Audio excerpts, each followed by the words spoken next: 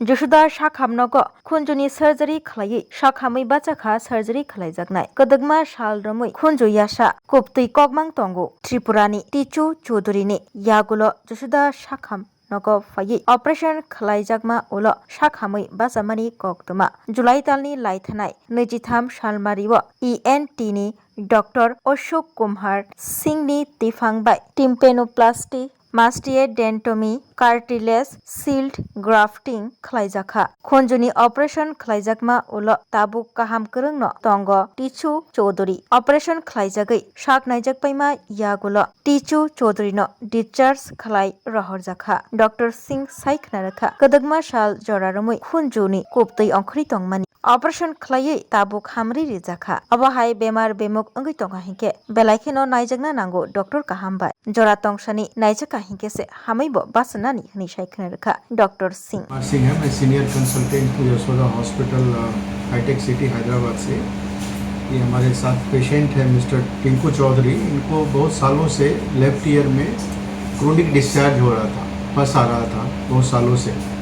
तो वो मेडिसिन लेते थे, वो टेम्पोररी ठीक हो जाता था, लेकिन वो धीरे धीरे जो इसका जो डिजीज़ है ना, मिडिल ईयर के अंदर जो बहुत सारे जो स्ट्रक्चर्स होते हैं, वाइटल स्ट्रक्चर्स है, उसको वो डैमेज कर रहा था, जिसके कारण इनका हियरिंग लॉस बहुत कम हो गया था और वो रिकरेंट ईयर डिस्चार्ज हो रहा था इनको। तो ये मेरे पास आए वहाँ पे, फिर इनको थोड़ोली इवेलुएट करके CT स्कैन सब देख करके फिर डायग्नोसिस हुआ इनको लेफ्ट क्रोनिक ओटाइटिस मीडिया, मतलब ये बहुत सालों से इनको लेफ्ट ईयर में, मिडिल ईयर में इनको इन्फेक्शन था और ये अनसेफ डिजीज़ था। ये ईयर में जनरली दो तरह का डिजीज़ होता है, एक सेफ माना जाता है जिसमें ईयर डिस्चार्ज बाहर आता है और अंदर बोन को डैमेज नहीं करता है। इनका था अनसेफ डिजीज, इसमें था कि इसको कोलेस्टेटोमा बोलते हैं। ये कोलेस्टेटोमा है कि एक तरह से ये इन्फेक्शन है, लेकिन वो ट्यूमर की तरह बिहेव करता, वो अंदर में जितने भी बोन्स है वो उसको डैमेज करते रहता, उसको मेल्ट करते रहता। तो कभी वो इन्फेक्शन और अंदर तक इनर ईयर में जाने का खतरा रहता और कभी ये ब्रेन वाले बोन को भी डैमेज करके ब्रेन में भी वो ब्रेन एब्सेस, बहुत सारे मेनिंजाइटिस सब कराता है। तो इनका ऑपरेशन बहुत ज़रूरी था।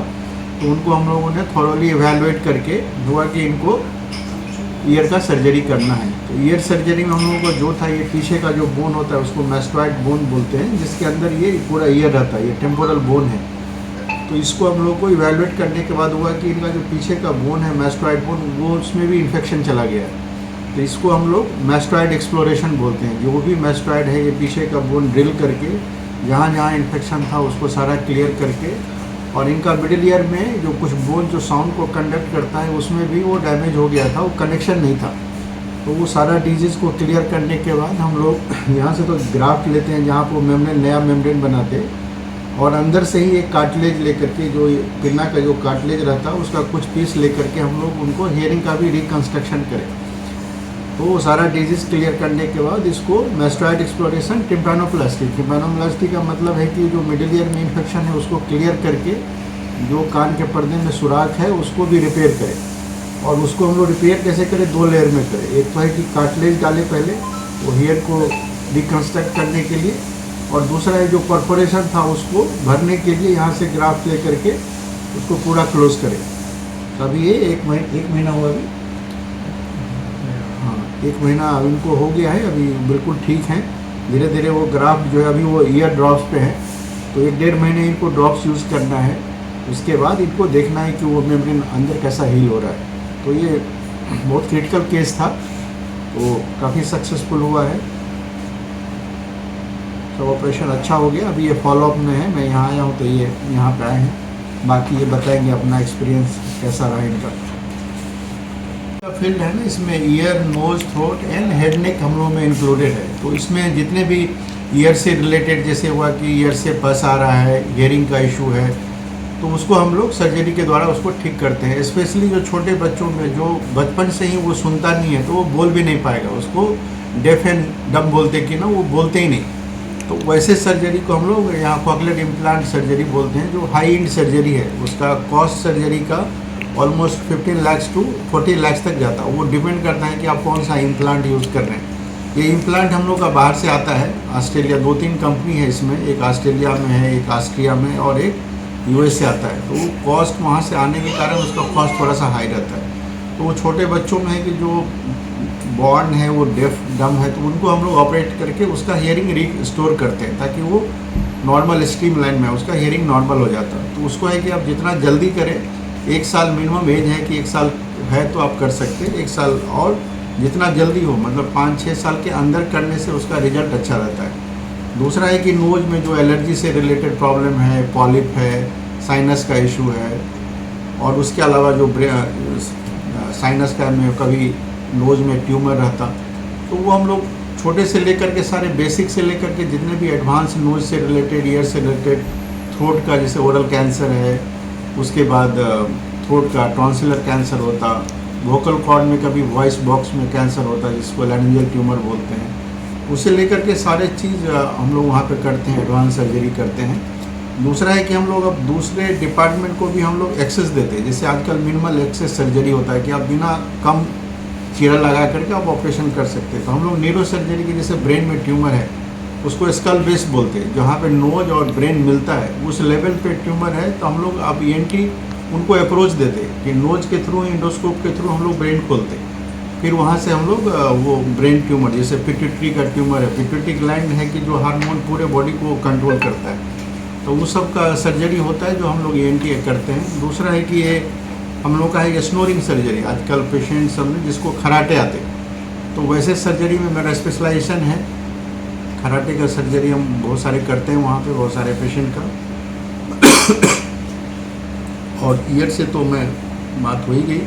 दूसरा है कि कॉस्मेटिक सर्जरी, जो ये नोज़ का है, तो ENT भी आजकल जो है ना, ENT का ही फील्ड है ये नोज़, तो हम लोग ये राइनोप्लास्टी होता है ना कि जो नोज़ डिफॉर्म है, ब्रीदिंग डिफिकल्टी होती है, तो उससे रिलेटेड भी कॉस्मेटिकली और फंक्शनली भी दोनों चीज़ हम वहाँ पे देखते हैं। সবাইকে আন্তরিক ধন্যবাদ। আজকে আমাদের সাথে আছেন ডক্টর অশোক কুমার সিং, ENT এবং senior person in our Yashoda hospital hi tech City. উনি একজন পেশেন্ট, আমাদের আগরতলারই পেশেন্ট, যিনি ছিলেন টিঙ্কু চৌধুরী। উনি ট্রাভেল করেছিলেন গত মাসে, তো সেখানে একটা ক্রিটিক্যাল সার্জারি হয় এবং উনি আজ আমাদের সাথেও আছেন। তো স্যার এই ব্যাপারে ডিটেলস বলতে পারবেন কি অপারেশন হয়েছে বা কী কন্ডিশনের মধ্যে ছিল পেশেন্ট।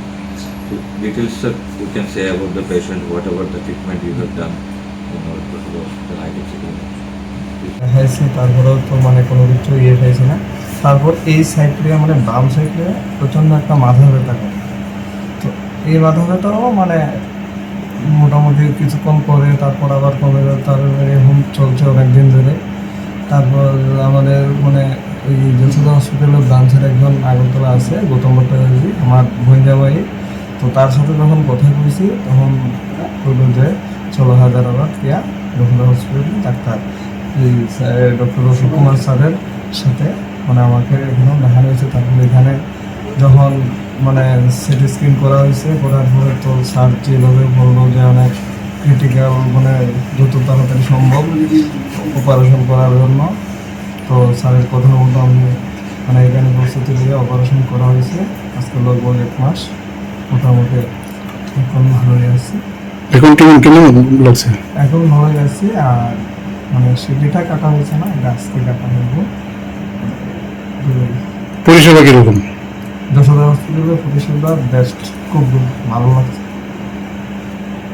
এবং আমি সবাই অনেক রিকোয়েস্ট করবো যদি মানে ধরনের কোনো প্রবলেম হয় যাতে যশোদা হসপিটালে যাওয়ার জন্য অনেক ভালো সব কিছু দিক দিয়ে। एक बेहतरीन करियर सिर्फ ख्वाब देखने से नहीं, एक सही कॉलेज चुनने से शुरू होता है।